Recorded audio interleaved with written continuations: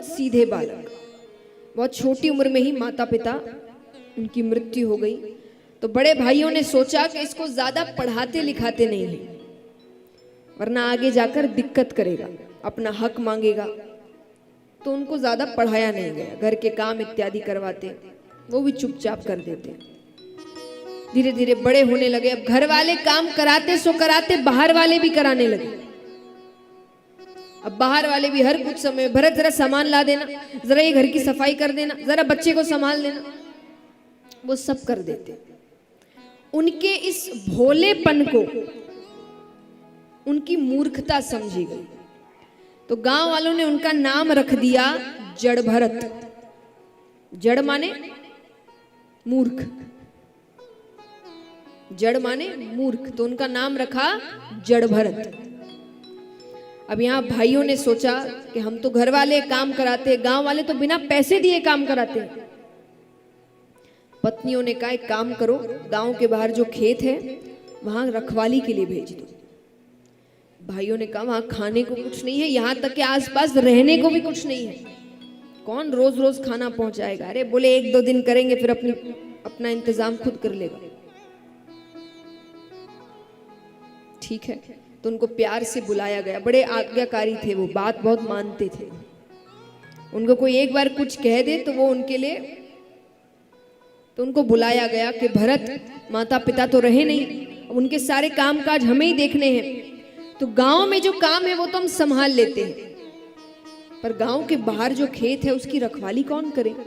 तुम जाओ, तुम उसकी रखवाली करो, हम खाना पहुंचा दिया करेंगे। और देखो अभी वहां पर कई लोग हैं जो कोशिश कर रहे हैं कि वो जमीन हड़प ले, तो कुछ भी हो जाए तुम वहां से आना मत।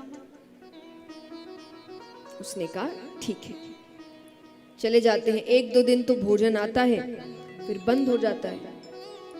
अब कई दिन हो गए हैं, भरत जी ने कुछ भी नहीं खाया। यहां पर उसी खेत के पास एक प्राचीन माता भद्रकाली का मंदिर था। उस मंदिर में ऐसे अफवाह उड़ रखी थी कि कोई भी अगर किसी की बलि चढ़ा दे तो माता मुंह मांगा वरदान देती है। अफवाह थी, क्योंकि कोई भगवान ऐसे नहीं होते जो किसी बेगुनाह को मारकर आपकी इच्छाएं पूरी करेंगे। तो ये अफवाह वहां कुछ डकैत डाकू इत्यादि रहते थे, उन्होंने सुनी थी।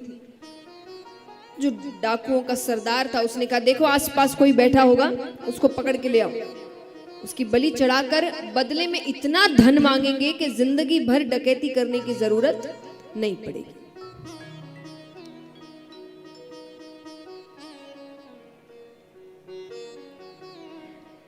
आस पास देखते तो आसपास तो एक ही मिलता है, भरत जी।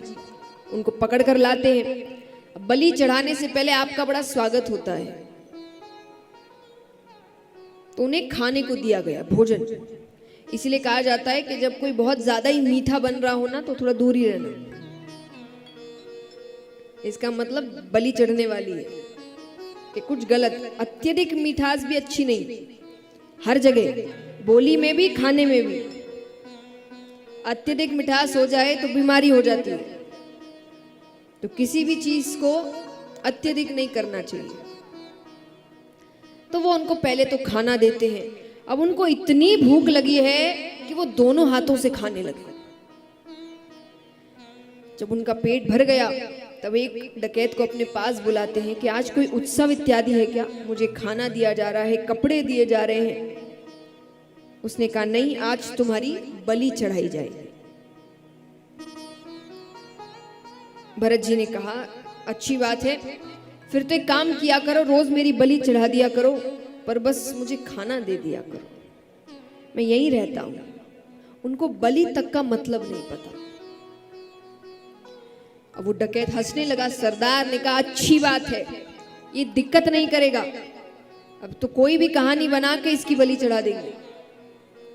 ठीक है, तो वो सरदार आता है। सरदार ने आकर कहा तुमने बिल्कुल सही कहा, आज एक उत्सव है और मंदिर में ही उत्सव है, माता सबको आज दर्शन देने आने वाली है, तो चलो चलो हम सब पूजा करने जा रहे हैं। वो जाते हैं। उनको कहा गया कि अब बैठ जाओ, हाथ जोड़कर, नेत्र बंद कर कर, सर झुकाकर, थोड़ी देर में माता दर्शन देने आई।